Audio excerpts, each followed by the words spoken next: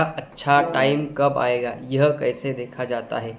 कुंडली के माध्यम से जो है वह हम हर एक चीज़ प्रेडिक्ट कर सकते हैं, कब कौन सा इवेंट होने वाला है आपके जीवन में, शादी कब होगी, या धन के रिलेटेड प्रश्न हो, या किसी भी प्रकार से जो है वह आपका भाग्योदय हो, तो वह भाग्योदय का जो आपका प्रश्न है उस प्रश्न पर विचार कुंडली के माध्यम से किस प्रकार से किया जाता है, यह हम इस वीडियो के माध्यम से सीखेंगे। तो जो कुंडली है यानी कि हमारी जो लग्न कुंडली है, वह लग्न कुंडली के अनुसार जो है वह आपका भाग्योदय, आपका अच्छा टाइम कब आएगा, यह देखा जाता है। तो वह लग्न कुंडली आपके उस नवम स्थान से जो देखा जाता है वह भाग्योदय यानी कि भाग्य का उदय कब होगा, यह देखा जाता है नवम स्थान से। इस स्थान को भाग्य स्थान कहा जाता है। यानी कि हमारे जीवन में जो भी अच्छे कर्म हैं या हमारे जीवन में जो हम चाहते हैं वैसे हमारी ग्रोथ हो रही है, उस प्रकार से उस टाइम को जो है वह भाग्य उदय करने वाला टाइम कहा जाता है। तो यह भाग्योदय टाइम आपके जीवन में कहाँ पर है, तो वह आएगा महादशा के अनुसार। तो आपकी महादशा अंतरदशा कौन से ग्रह की अभी चल रही है, उसके अनुसार आपको जो है वह उनके इफेक्ट आपको जीवन पर दिखाई देंगे। तो भाग्योदय है वह नवम स्थान से देखा जाता है। तो नवम स्थान का जो स्वामी है वह स्वामी कौन है, वह प्रथमतः देखना अत्यंत आवश्यक होता है। यानी कि जो नवम स्थान है, नवम स्थान में जो राशि है उस राशि का स्वामी जो है वह कौन सा ग्रह है, उस ग्रह की यदि महादशा अंतरदशा चल रही है तो वह जो पीरियड है आपका, वह जो टाइम है वह अच्छा आपका चलेगा। उसी के साथ यदि नवम स्थान में जो ग्रह स्थित है यानी कि त्रिक स्थान का ग्रह स्थित है या त्रिकोण स्थान का स्थित है, तो उनके अनुसार जो है वह आपका भाग्योदय का टाइम भी प्रेडिक्ट किया जा सकता है। तो देखना होगा कि आपकी महादशा कौन सी है।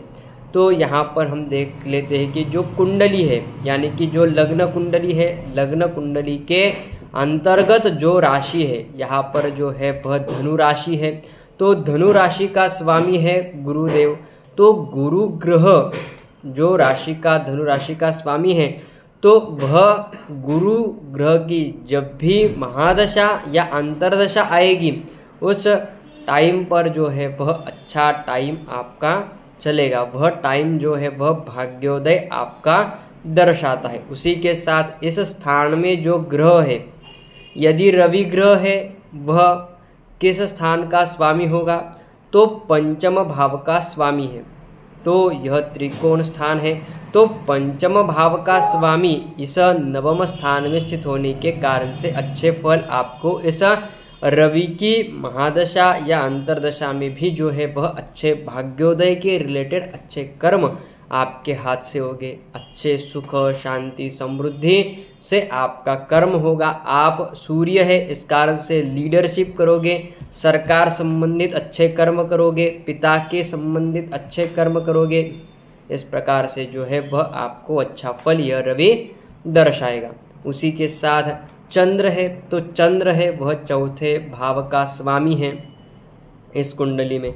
तो चौथे भाव का स्वामी इस नवम स्थान में स्थित होने के कारण से जो है वह आपको मातृ सौख्य, उसी के साथ मन की स्थिरता, मन में जो विचार है व्यर्थ के विचार जो व्यर्थ है वह निकल जाएंगे, और जो आप विचार कर रहे हो उस पथ पर आप चलोगे। इस प्रकार से जो है वह चंद्र जो चतुर्थ का स्वामी है वह नवम स्थान में स्थित होगा। इस कारण से जो है वह उसके कर्म के रिलेटेड जो चंद्र है वह आपको उस पथ पर लेकर जाएगा। रवि चंद्र मंगल, तो मंगल जो है वह भूमि का कारक है और लग्न का यानी कि लग्न स्थान का स्वामी है। यहाँ पर लग्न स्थान में मेष राशि है और अष्टम भाव में वृश्चिक राशि है।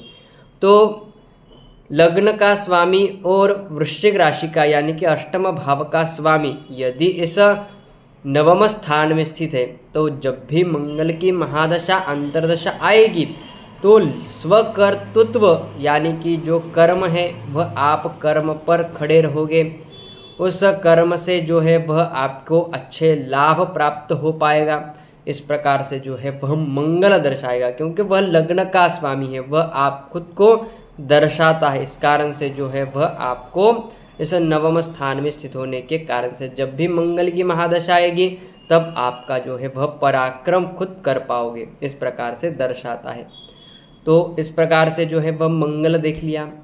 तो रवि, चंद्र, मंगल, बुध, तो बुध ग्रह है वह व्यवसायिक कारक है, और इस कुंडली में जो है वह तृतीय स्थान, उसी के साथ षष्ठम स्थान, इसकी जो मिथुन राशि है और कन्या राशि है बुध ग्रह की, तो यह दो ग्रहों के राशि के अनुसार जो है वह नवम स्थान में बुध ग्रह स्थित होने के कारण से यहाँ पर क्या करवाएगा, पराक्रम करवाएगा। जॉब रिलेटेड आपको जो है वह अच्छे फल देगा, जॉब लगवाएगा आपकी। हाँ, यहाँ पर बुध है, इस कारण से जो है वह आपका स्वभाव द्विस्वभाव रिलेटेड जो है वह विभागित उस टाइम पर होगा, क्योंकि मन में जो है वह चंचलता आपके मन में उस टाइम पर रहेगी, क्योंकि बुध है तो वह उस टाइम पर आपको जो है वह चंचलता रखवाता है। उसके आगे जो व्यवसायिक दृष्टिकोण से आप विचार करोगे, जॉब रिलेटेड जॉब ढूंढना चाहते हो तो जॉब उस टाइम पर अच्छी आपको जॉब प्राप्त होगी, यह दर्शाता है आपका बुध जो है वह तृतीय और षष्ठम स्थान का स्वामी नवम स्थान में। और बुध की महादशा और अंतर्दशा जब भी आएगी तब आपको जो है वह उस रिलेटेड आपको जो है वह अच्छा फल प्राप्त हो पाएगा। रवि, चंद्र, मंगल, बुध, गुरु, तो गुरु जो है वह ज्ञान का कारक है, गुरु ग्रह। तो गुरु ग्रह इस राशि में जो है वह नवम स्थान, उसी के साथ जो व्यय स्थान है उस स्थान का स्वामी है। तो इस स्थान का जो धनु और मीन राशि का स्वामी है, तो इस स्थान से जो है वह नवम की जब भी महादशा आएगी तब आपका सबसे अच्छा पीरियड चलेगा। तो जो गोल्डन पीरियड होता है वह गोल्डन पीरियड इसी को कहा जाता है जब नवम स्थान का जब स्वामी की महादशा या अंतर्दशा आती है, उस पीरियड को गोल्डन पीरियड कहा जाता है। तो आपकी जो कुंडली है उस कुंडली में जो नवम स्थान है, तो नवम स्थान की जो राशि है उस राशि का स्वामी कौन है वह देखिएगा, और उसकी महादशा और अंतर्दशा कब है, कौन से पीरियड में है वह देखिएगा। तो वही पीरियड आपका जो है वह गोल्डन पीरियड कहा जाएगा। तो उसके अनुसार हम देख सकते हैं कि आपका गोल्डन पीरियड कब है। तो आपका गोल्डन पीरियड आ गया, तो गोल्डन पीरियड में आप जो है व्यवसाय उस ग्रह के अनुसार आपको कर्म करना चाहिए। तो गुरु जो है वह नॉलेज का कारक है, टीचिंग का कारक है, व्यवसाय का कारक है। यह करते हो तो आपको जो है वह अच्छा फल प्राप्त होगा। उसी प्रकार से जो महादशा और अंतर्दशा के पीरियड के अनुसार। तो उसके आगे जो है वह रवि, चंद्र, मंगल, बुध, गुरु, शुक्र। तो शुक्र के बारे में यहाँ पर देख लेते हैं। तो शुक्र जो है वह लग्जरी गुड्स का कारक है, सप्तम भाव का और द्वितीय भाव का। धन का जो स्वामी है वह नवम स्थान में आने के कारण से अच्छे शुभ फल प्राप्त करवाएगा, क्योंकि जो धन का ही स्वामी है शुक्रदेव, तो शुक्रदेव नवम स्थान में स्थित होने के कारण से अच्छे फल आपको प्राप्त होंगे। उसी के साथ सप्तम का भी स्वामी है, तो विवाह के बाद भी अच्छे लाभ और भाग्योदय होने के योग भी बनेंगे, क्योंकि जो सप्तम स्थान का स्वामी रिलेटेड होने के कारण से। इस प्रकार से हम जो है वह हमारी कुंडली देखते हैं। तो उसी के साथ हमने शुक्र देख लिया। अभी हम देख लेते हैं शनि, राहु और केतु, यह तीन ग्रह के बारे में देख लेते हैं। तो इस कुंडली में दशम और एकादश यानी कि लाभ स्थान और दशम स्थान, इस दशम स्थान से और जो लाभ स्थान एकादश स्थान का स्वामी जो है वह नवम स्थान में स्थित होने के कारण से, और वह जो स्वामी है वह शनि भगवान है। तो शनि भगवान इस स्थान में स्थित होने के कारण से आपको न्याय के पथ पर उस टाइम पर चलना होगा आपको, तभी आपको जो है वह अच्छे फल प्राप्त हो पाएंगे। आपका जो व्यावसायिक दृष्टिकोण है, जॉब रिलेटेड दृष्टिकोण है, या आपके धन के रिलेटेड जो क्वेश्चन है आपका, उस रिलेटेड आपको जो है वह अच्छे फल प्राप्त हो पाएंगे।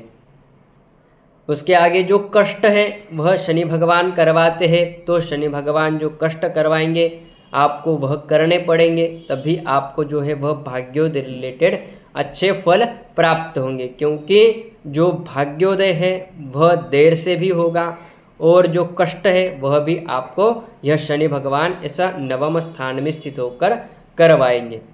उसके आगे जो है वह राहु और केतु, यह दो ग्रह के बारे में देख लेते हैं। तो राहु और केतु यह बाधा के कारक ग्रह है। कोई भी कर्म करते हो उसमें बाधाएं लाने का कार्य यह दो ग्रह करते हैं। तो इन दो ग्रहों के जब भी महादशा या अंतर्दशा आती है तो व्यक्ति बहुत परेशान रहता है, या उसके कर्म जो कार्य वह करता है उस कर्म में, कार्य में उसको अनेक बाधाएं आती है, वह कार्य पूरी तरह से पूरा कर नहीं पाता है। इस प्रकार से जो है वह अनेक कर्मों में इसको जो है वह बाधाएं इसके रिलेटेड आती है जब भी महादशा और अंतर्दशा आती है। तो इस भाग्योदय स्थान से वह रिलेटेड होने के कारण से, यानी कि स्थान में स्थित होने के कारण से, इनको तो राशि नहीं है, तो इस जिस स्थान में स्थित होते हैं, जिस राशि में स्थित होते हैं वही उनकी राशि बन जाती है। तो नवम स्थान में, नवम स्थान की राशि में स्थित होने के कारण से जो है वह आपको उस भाग्योदय देर से करवाएंगे, उसी के साथ जो भाग्योदय होना चाहिए उसमें कमी लाएंगे, भाग्योदय में अनेक बाधाएं लाएंगे। इस प्रकार से जो है वह उनका कर्म वह करेंगे। तो इनको किस प्रकार से हम शांत कर सकते हैं?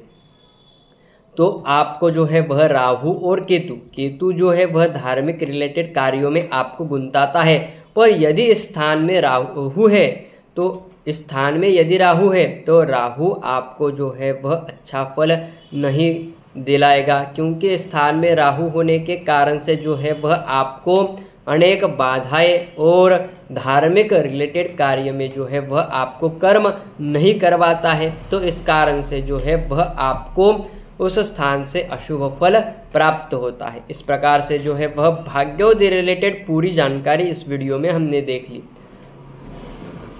तो इसी प्रकार से जो है वह भाग्योदय रिलेटेड हो, विवाह के रिलेटेड हो, जॉब के रिलेटेड हो, व्यवसाय के रिलेटेड हो, या किसी भी प्रकार से जो है वह आपके जीवन में हर एक आने वाले इवेंट को हम किस प्रकार से प्रेडिक्ट कर सकते हैं, इस प्रकार से देख सकते हैं। यह कुंडली के माध्यम से हम देख सकते हैं। उसी के साथ आपको यदि कोई घटना 1 दिन या 2 दिन के बाद होने वाली है या नहीं होने वाली है, आपके यदि शंका है मन में, तो वह भी किस प्रकार से देखा जाता है, तो वह हम आने वाले वीडियो में हम देखेंगे। यानी कि कल क्या होगा, यदि यह व्यक्ति कब आएगा, यानी कि एक व्यक्ति, कोई व्यक्ति आ रहा है आपके घर में या आपके फंक्शन में, तो वह व्यक्ति आएगा नहीं आएगा, कौन से टाइम पर आएगा, टाइम भी हम निकालेंगे। किस प्रकार से निकालना है वह हम कैलकुलेशन आगे के वीडियो में पूरी तरह से देखने वाले हैं। तो वह व्यक्ति कब आएगा, कौन से टाइम पर आएगा, तो यह आतुरता है, वह आतुरता के अनुसार जो है वह आपका क्वेश्चन का आंसर जो है वह कुंडली के माध्यम से किस प्रकार से निकाल सकते हैं, यह भी हम जो है वह देखने वाले हैं आने वाले वीडियो में। आप खुद जो है वह हर एक इवेंट का, हर एक जो क्वेश्चन है वह क्वेश्चन का आंसर टाइम के साथ निकाल पाओगे यदि यह पूरे वीडियो जो बनाए वाले वीडियो है और आने वाले जो वीडियो है वह देखते हो। तो हर एक वीडियो का जो डिस्क्रिप्शन है वह देखकर आप जो है वह आने वाले हर एक इवेंट का प्रेडिक्शन कर सकते हो।